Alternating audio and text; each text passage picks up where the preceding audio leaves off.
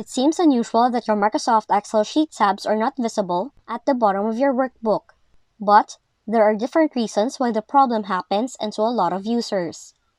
Fortunately, there are ways for you to get your tabs back on and restore them to their normal position, and we will show you how in this video tutorial. So for the first fix, check your Microsoft Excel window size since you may be opening several windows in your Excel which may have blocked the tabs on your current worksheet. So all you have to do is try to arrange the windows on your computer screen monitor so that they will not overlap with each other.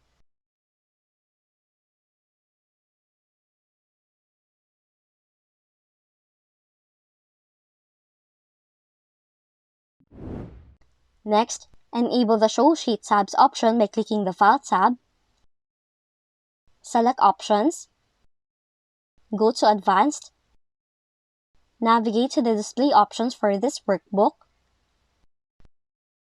select Show Sheet Tabs, then click OK.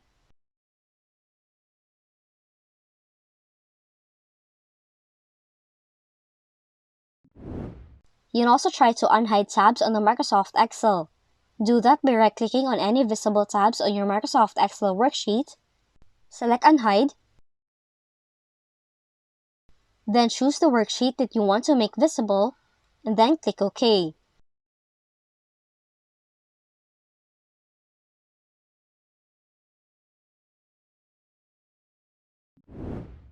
For the fourth method, place a cursor over the three-dotted icon, then click it until you see the missing tabs.